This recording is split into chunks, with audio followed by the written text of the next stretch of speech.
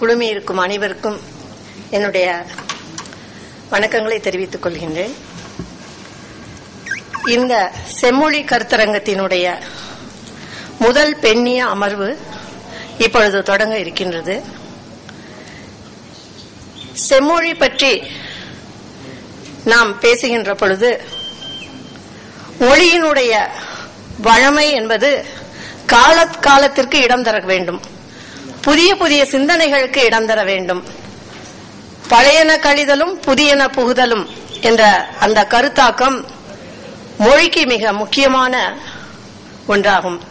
அந்த நோக்கிலே இந்த 20ஆம் நூற்றாண்டிலே பெண்ணியம் என்பது ஒரு பெரும் எழுச்சிமிக்க ஒரு கோட்பாடாக உருவெடுத்திருக்கின்றது.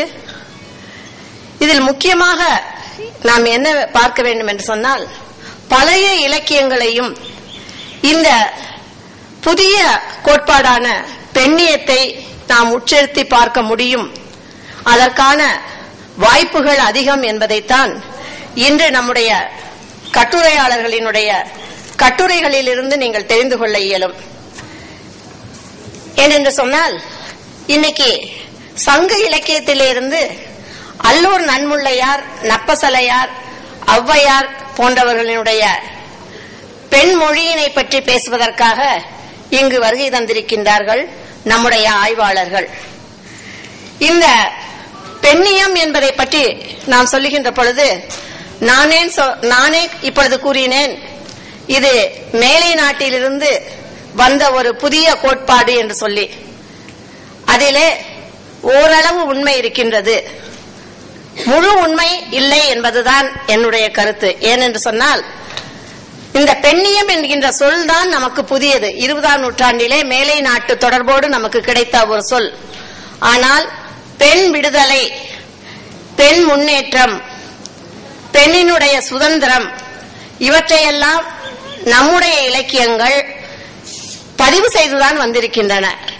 இதுதான் பெண்ணியம் என்று நாம் ஒரு கோடிட்டு காட்ட அந்த சொல் இல்லையே தவிர நம்மிடையே அந்த சிந்தனை இருந்து வந்திருக்கின்றன என்பதுதான் இன்றைக்கு நாம் இந்த அமர்விலே பார்க்கக்கூடிய ஒன்று.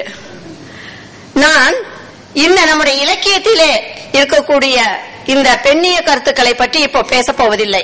ஏனென்று சொன்னால், அதை கட்டுரையாளர்கள் பேச இருக்கின்றார்கள். அதனால் அவர்கள் பேசி முடித்த பின்பு அதை பற்றி நான் பேசலாம் என்றிருக்கின்றேன்.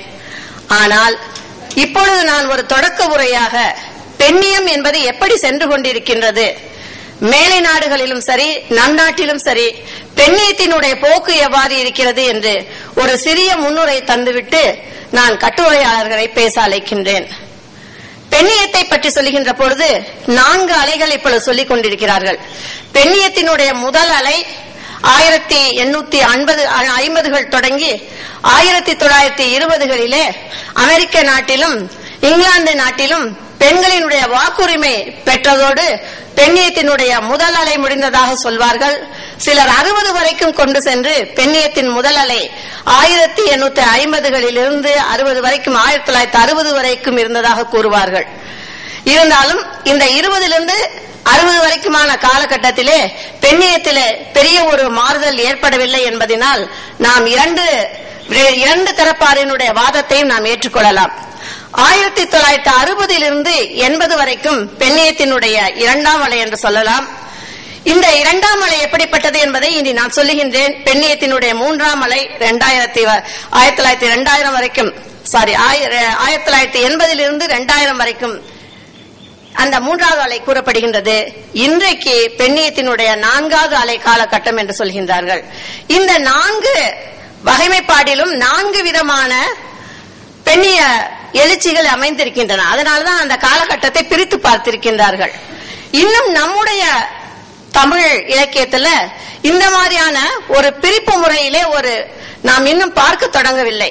பார்க்க தொடங்க வேண்டும் என்பதற்கு ஒரு முன்மாதிரியாகத்தான் இந்த விதமான கருத்தை நான் இங்கு முன்வைக்கின்றேன் இந்த அரங்கத்திலே. 1850கள் 40கள் 50கள் தொடங்கி மேலை நாடுகளிலே பெண்ணியம் மிக வேகமாக பேச தொடங்கினார்கள். ஏனென்று சொன்னால், அமெரிக்காவிலே செனகா ஃபால்ஸ்ங்கிற இடத்துல பெண்கள் ஒரு மாநாட்டினை கூட்டினார்கள். அந்த மாநாடுதான் பெண் எழுச்சியின் முதல் மாநாடு, உலகளாவிய நிலையில முதல் மாநாடு என்று கூறுகிறார்கள். அந்த மாநாட்டிலே எடுக்கப்பட்ட முக்கியமான 3 முடிவுகள்: 1, பெண்களுக்கு வாக்குரிமை வேண்டும்; 2, பெண்களுக்கு கல்வி உரிமை வேண்டும்; 3வதாக பெண்களுக்கு சொத்துரிமை வேண்டும் என்று குரல் கொடுத்தார்கள். இதற்காகத்தான் இந்த காலகட்டத்திலே பாடுபட தொடங்கினார்கள். பெண்கள் எல்லாம் ஒன்றிணைத்து ஒரு மாநாடு கூடியது என்பது அதுவரைக்கும் உலக வரலாற்றிலே கிடையாது. அந்த செனகா ஃபால்ஸ் மாநாடு தான் முதல் பெண்கள் மாநாடு என்று சொல்லப்படுகின்றது. அந்த மாநாட்டிலே ஆண்கள் அனுமதிக்கப்படவில்லை. அதற்கு முன்னால் நடந்த ஒரு அடிமை ஒழிப்பு மாநாட்டிலே பெண்கள் அனுமதிக்கப்படவில்லை. அது பெண்கள் சென்று நாங்கள் இந்த மாநாட்டிலே கலந்து கொள்வோம், ஏனென்றால் நாங்கள் அடிமையாக இருக்கின்றோம், எங்களுக்கு அடிமை ஒழிப்பு வேண்டும் என்று குரல் கொடுத்த போது கூட பெண்களை அந்த மாநாட்டில் நுழையவிடாத சூழலிலே இவர்கள் செனகா ஃபால்ஸ் என்ற இடத்திலே அந்த மாநாட்டினை கூட்டிய போது அதில் ஆண்களை அவர்கள் நுழையவிடவில்லை. அதற்கு காரணம் அடிமை என்பது ஆண் பெண் 2 பாலினத்திலும் அந்த அடிமை இருக்கின்றார்கள்.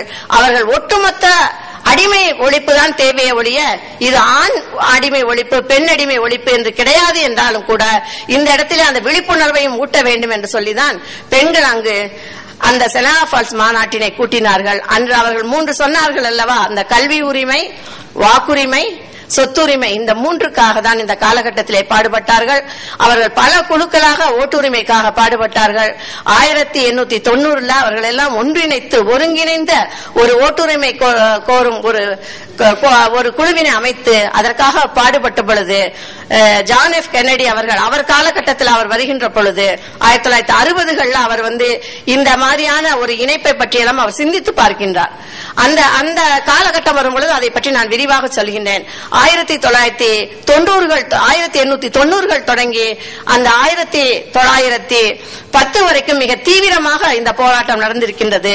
அந்த 1910க்கு பின்னால் ஒவ்வொரு நாடும் இதை பற்றி சிந்திக்க ஆரம்பித்தது. குறிப்பாக அமெரிக்காவில் இந்த சிந்தனை, பெண் வாக்குரிமை வேண்டும் என்கின்ற சிந்தனை அதிகமாக தோன்ற தொடங்கியது. ஒவ்வொரு மாநிலத்திலும் தனித்தனியாக அந்தந்த மாநிலம் அவரவர்களுக்கு வாக்குரிமை கொடுத்தது, அந்த மாநில பெண்களுக்கு வாக்குரிமை கொடுத்தது. ஆனால் 1919 ஒட்டுமொத்தமாக அமெரிக்க ஐக்கிய நாட்டிலே இந்த வாக்குரிமை என்பது அவர்களுக்கு கொடுக்கப்பட்டது, பெண்களுக்கு என்று பார்க்கின்றோம். இதே இங்கிலாந்திலும் ஏறக்குறைய இதே காலகட்டத்தில் 1920 அமெரிக்காவிலையும் 1919 ஃபர்ஸ்ட் இங்கிலாந்து தான் வாங்கினாங்க, 1919 வாங்கினாங்க. இத்தகையும் இங்கிலாந்தை பற்றி சொல்லும் போது அது கன்சர்வேட்டிவ் கண்ட்ரி என்று சொல்வார்கள். ஆனாலும் கூட அவர்கள் வாக்குரிமையை முதலிலே கொடுத்தார்கள். அடுத்ததாக அமெரிக்காவில் 20th அமெண்ட்மெண்ட் என்று சொல்லக்கூடிய ஒரு சட்ட சீர்திருத்தத்தின் மூலமாக இந்த வாக்குரிமையை பெற்றார்கள். இந்த வாக்குரிமை பெற்றது என்பது பெண்களினுடைய அடிமை வரலாற்றிலே முதல் வெற்றி என்று நாம் சொல்ல வேண்டும். இந்த முதல் வெற்றியை தொடர்ந்து ஒரு வீழ்ச்சி இருந்தது. பெண்கள் அதுவரைக்கும் எழுச்சியோடு போராடி வாக்குரிமை வாங்கினார்கள். வாக்குரிமை வாங்கியவுடன் அவர்கள் நினைத்தார்கள் எல்லாம் தங்களுக்கு கிடைத்து விட்டது, எல்லா உரிமைகளும் தங்களுக்கு கிடைத்து விட்டது, இனி எல்லாம் கிடைத்துவிடும் என்று நம்பினார்கள். 40 வருட காலம் பொறுமையாக இருந்தார்கள். ஆனால் எதுவுமே நடக்கவில்லை.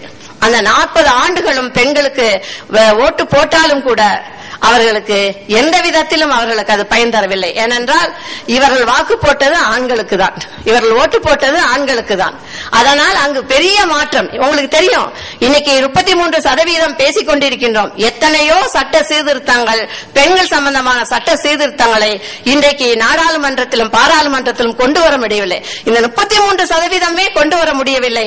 ஒரு இடத்திலே நிறைவேறிவிட்டது, இன்னொரு இடத்திலே நிறைவேறவில்லை என்று பார்க்கின்ற பொழுது பெண்களினுடைய பங்களிப்பு அந்த சட்டமன்றங்களிலே பாராளுமன்றங்களிலே இல்லை என்றால் சட்ட சீர்திருத்தங்கள், பெண்கள் தொடர்பான சட்ட சீர்திருத்தங்கள் எதுவும் கொண்டு வர முடியாது என்பதை பெண்கள் கொஞ்சம் கொஞ்சமாக உணர்ந்து கொண்டார்கள்.